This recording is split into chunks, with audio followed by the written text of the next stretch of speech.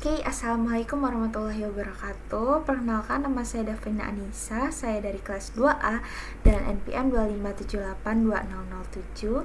Di sini saya akan membuat video hands-on berkaitan dengan mata kuliah pemrograman jaringan, yang dimana di sini saya akan mendemonstrasikan hasil dari lab 14. Kita langsung saja masuk ke file tugasnya. Di sini ada user story, dan di sini kita masuk terlebih dahulu ke sini. Yaitu di sini ada IP, Smart Environment, Not Simulator, Lab Session 14, Client App, dan Final Integration. Deskripsi tugas. Di sini ada tujuan pembelajaran seperti biasanya, ada struktur file dan project. Untuk mensimulasikan ini ada contoh gambar dari struktur file. Lalu kita ke ini langkah kerja, dan di sini ada user stories. Nah, di sini kita untuk memastikan client app berfungsi sesuai dengan spesifikasi di atas, proses pengujian akan berpedoman pada kumpulan user story yang dapat diunduh pada link ini. Kita tadi sudah unduh ya linknya, maka kita langsung saja ke sini. Nah, di yang pertama ini user story yang pertama ada fresh database dan auto shading verification, menghapus atau memastikan file database belum ada di folder lalu menjalankan server flash. Yang pertama saya akan menjalankan pengujian fresh database terlebih dahulu. Kita langsung saja buka filenya ya di sini. Nah, ini di sini saya akan menghapus database terlebih dahulu, lalu akan menjalankan server flash. Database dan data awal yaitu dibuat otomatis melalui fungsi create all dan set database. Nah, di sini kita hapus terlebih dahulu, lalu kita akan buka terminal. Jadi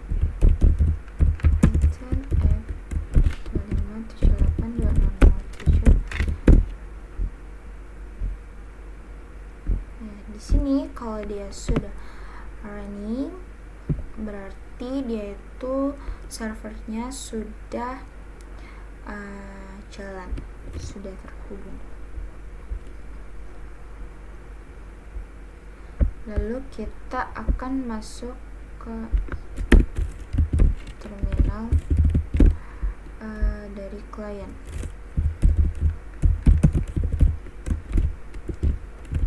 Klien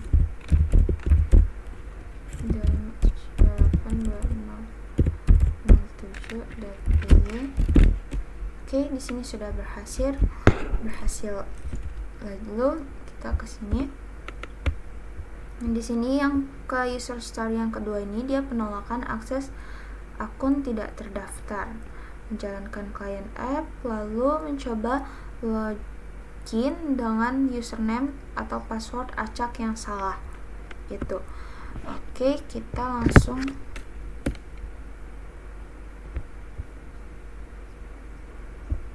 ini. Oke, kita di sini kita sudah menjalankan client dan app, dan kita akan login dengan username yang salah. Misalnya di sini saya akan buat passwordnya 123. Login gagal, username atau password salah. Nah, ini untuk yang user story yang kedua, penolakan akses akun tidak terdaftar. Nah, lanjut kita ke story 3, login sukses dan token saving viewer role. Login sebagai role viewer hasil dari setting. Di story yang ketiga ini, di sini saya akan login di viewer.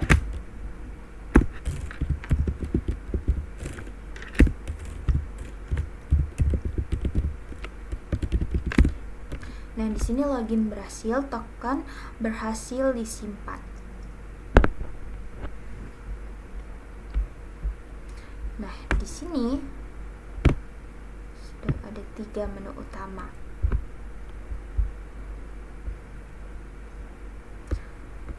Lalu ada user story yang keempat, yaitu hak akses data akun viewer pada akun viewer yang sedang aktif memilih menu View All Notes.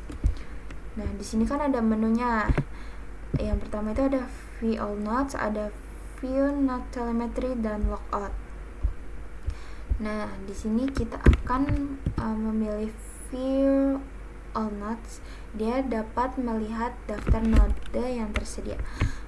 Di sini sudah ada ID, name, location, status. Yang pertama itu di sini ada temperatur sensor lab A.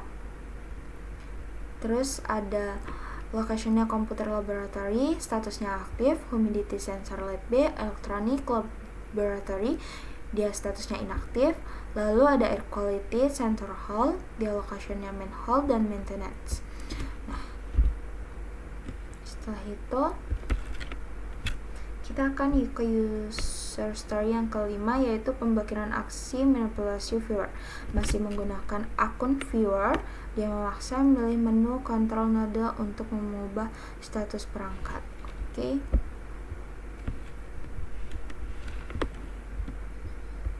Nah, pada role viewer dia itu hanya dapat melihat data. Nah, viewer di sini dia tidak dapat mengubah data.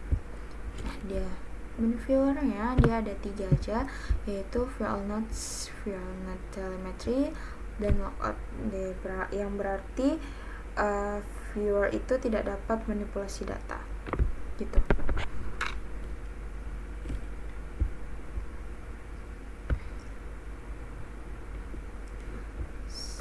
Selanjutnya kita ke ini session management logout dan token clearing. Memilih menu logout pada client app. Oke. Tiga logout. Nah, di sini logout berhasil. Nah, sistem kembali ke menu client, smart environment client. Selanjutnya login administrator di user story yang ke-7, melakukan login ulang pada client app menggunakan akun admin bawaan hasil setting. Oke, di sini.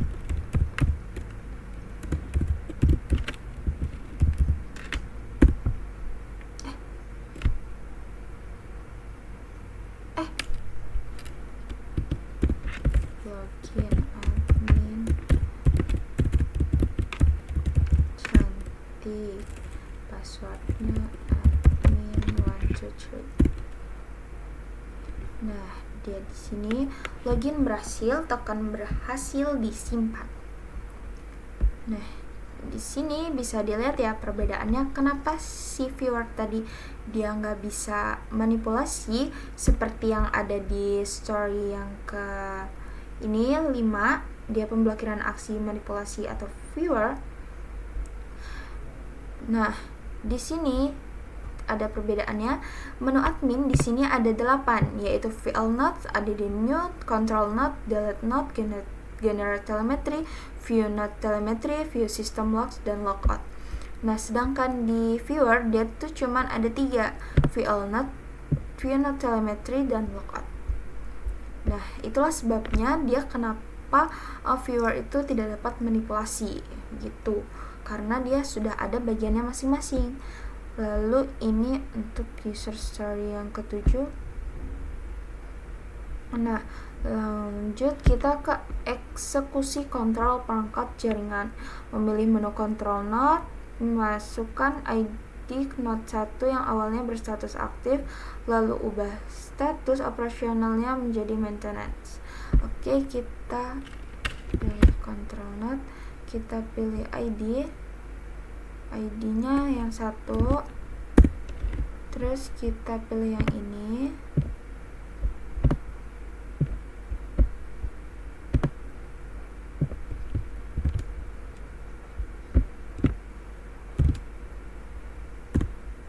Lokasinya, terus kita ubah jadi maintenance.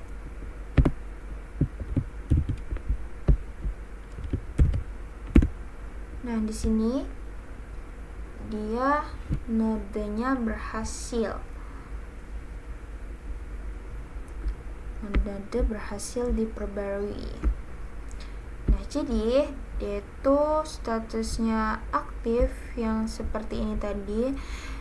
Nah, dia sudah berubah menjadi maintenance. Setelah itu kita user story yang ke-9, pembuktian otomatisasi audit trail. Nah, ya, yang user story yang 8 tadi, administrator dia dapat mengubah status perangkat. Dia tadi dari aktif dia tuh sudah berubah menjadi maintenance karena dia sudah memilih status maintenance. Terus selanjutnya kita ke user story yang ke-9 tadi, audit trail. Dia pembuktian audit trail, menu view system logs pada client app. Kita pilih ke kita pilih view system logs yang ke-7. Nah, ini dia sudah ada update node temperatur sensor lab A diperbarui. Nah, tadi itu dia sudah diperbarui. Lalu setelah itu kita ke user story yang ke-10, pengujian logika bisnis protective maintenance, memilih menu view node telemetri lalu menginput ID perangkat 1 yang berstatus maintenance, hasil dari user story yang ke-8. Kita pilih yang ke-6, view node telemetri. Setelah itu kita ID-nya node yang baru dijadikan maintenance, yaitu node 1. Nah, node sedang maintenance, telemetri tidak dapat diakses. Karena node yang maintenance tadi dia tidak dapat diakses oleh data telemetrinya. Selanjutnya kita ke user story yang ke-11, yaitu dia di sini simulasi server crash, jaringan putus, biarkan CLI dari client app tetap menyala, mahasiswa berpindah ke terminal server flash lalu matikan server secara paksa, Ctrl+C, kembali ke client app dan pilih menu view all node device.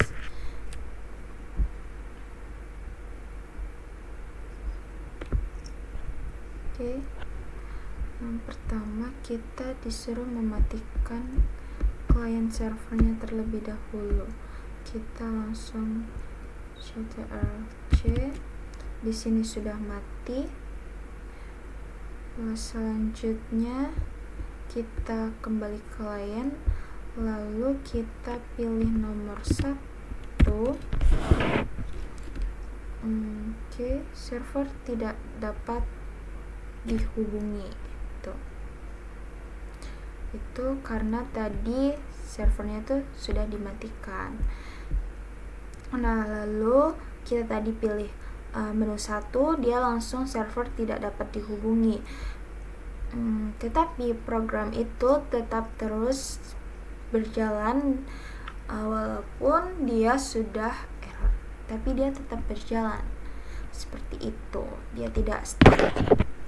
Selanjutnya kita ke user story yang terakhir, yaitu recovery reconnection system. Jalankan kembali server flash di terminal kiri tanpa restart client app di terminal kanan. Jalankan kembali menu view all device.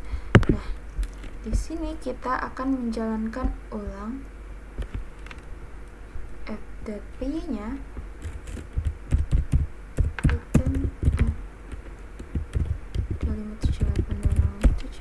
Tapi kita di sini sudah menjalankan ulang. Di sini dia sudah terhubung seperti ini. Kita cek ke client 1.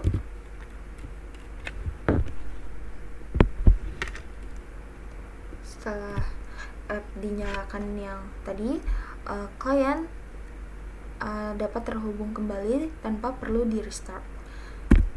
Nah, seperti ini tabelnya. Tadi dia sudah berhenti, lalu dijalankan crash, dapat pesan error tadi yang ini server tidak dapat dihubungi. Oke, tapi programnya tetap berjalan. Selanjutnya kita tadi sudah menghidupkan kembali ya servernya, lalu dia kita pilih menu 1, dia sudah berjalan dengan baik programnya. Lalu kita ke kode terlebih dahulu.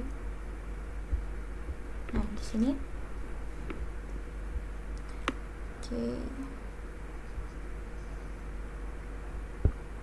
tadi kita boleh di user stories, login sukses dan token saving viewer.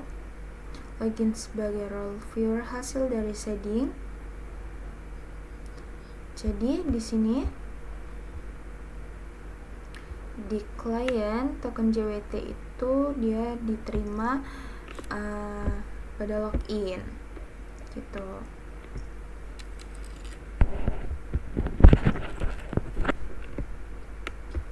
Kita tinggal di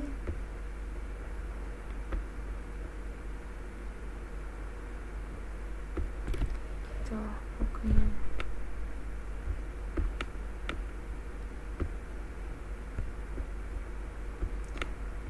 Lalu kita kesini dan kita buka user stories yang nomor 8. Eksekusi kontrol perangkat jaringan. Nah, di sini kita lihat di sini port notes 25782007. Oke, kita kembali ke sini. Ini sudah saya praktikkan semua dari user story yang 1 sampai user story yang terakhir atau 12, dan saya sudah menunjukkan kodenya di klien. Mungkin demikian demonstrasi praktikum lab 14 dari saya. User stories sudah berhasil diuji dengan berjalan sesuai dengan spesifikasi. Mungkin kurang dan lebihnya saya mohon maaf. Saya akhiri. Wassalamualaikum warahmatullahi wabarakatuh.